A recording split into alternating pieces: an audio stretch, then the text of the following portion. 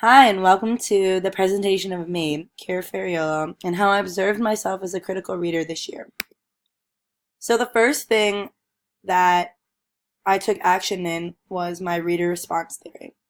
And to me, this was a way that people can read stories and analyze them, but in their own opinion and through their own eyes.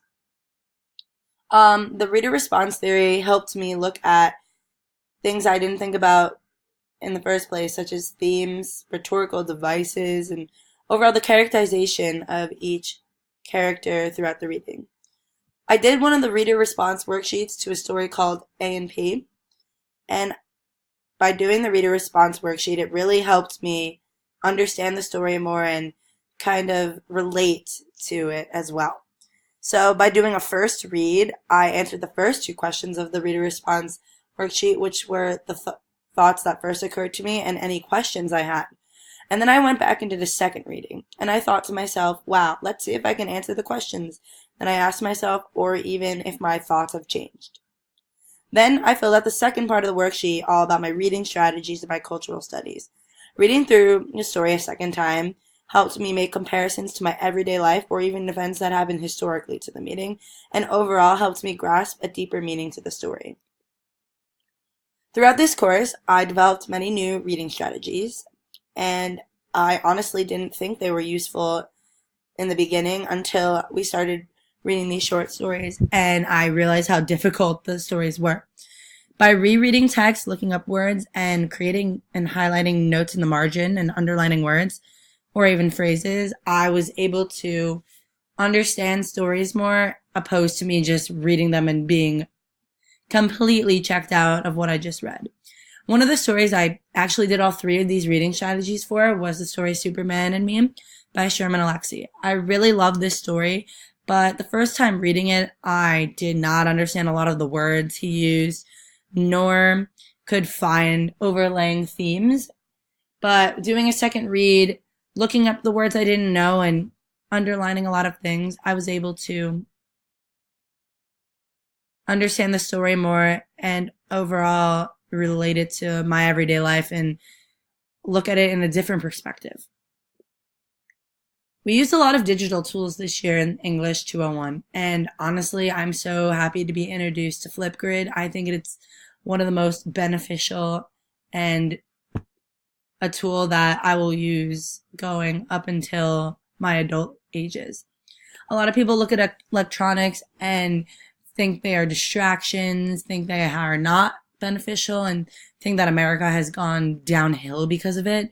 However, I do not agree with that.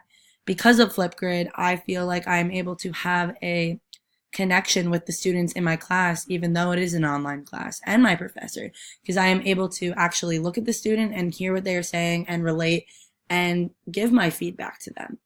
Something else that we use are Google Docs. I've been using Google Docs since I was in high school, even middle school. One of my favorite, because it saves everything automatically. And you know, as college kids, we are constantly jumping from subject to subject, paper to paper, and forgetting to save things. Whereas if we do this on Google Docs, no problem, saves automatically. Not even that, you are able to share your Google Doc paper with other classmates, and they are able to look at the same document and make corrections on it with you and go through it with you. Something else we used in this class that I liked were private discussion boards and journals. We were able to write our own thoughts without anyone else seeing them, and once we posted them, others became available to us, and we were able to give feedback to one another, which I thought was very important because honestly, sometimes in my journal, I wanted to know what I could have done more, or maybe I looked at the story a different way from someone else. One huge connection that I made in this class this year has to be with the rereading of stories. I didn't really understand how that could relate to my everyday life until I really thought about it. Rereading stuff really helps, and it allows you to go back and look at things you either missed or didn't understand. And that's just like life. Once a situation happens, if you reassess it and you really think about it, you learn and experience how much you actually learned by doing that. I became more aware of my surroundings by doing this and was able to find a lot of things more easier and learn that a lot of life lessons I've already experienced and I know what to do. One huge challenge for me this year in this course had to be the story Hills Like White Elephants. I just didn't really comprehend what the author was saying, nor really his overlying theme. The way he wrote was a type of tone that I didn't really connect with, nor could, I guess, match or compare previous readings to. I really liked this story. However, I didn't really take that many notes in the margin. I did reread the story, however, but a lot of times I would reread it and still be confused. So I think I should have maybe went back, reread a synopsis on the story, maybe even a summary online, gone back, read the story again, so I have a clearer meaning to it. But I did use the reading strategies and they did help.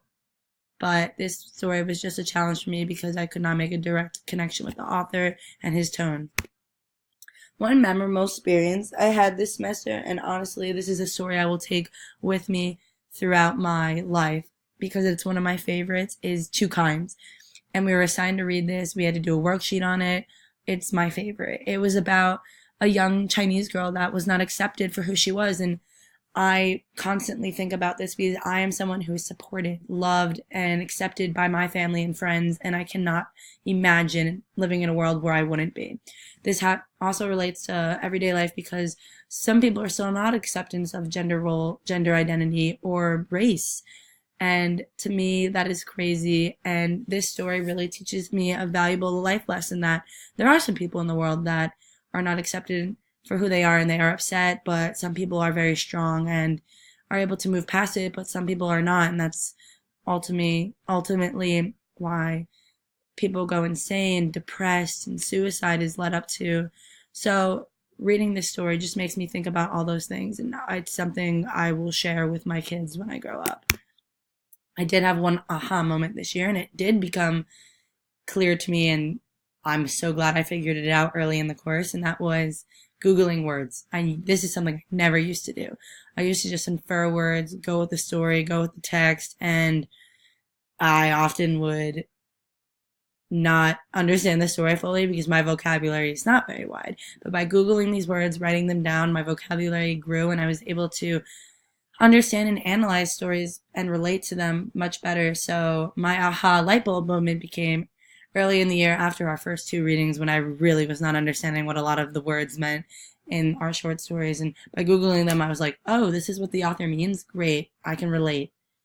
So that's how I observed myself as a critical reader this year in this course. And it was very beneficial, and I'm so glad my teacher demonstrated all these tools to me and strategies because without it, I would still be lost.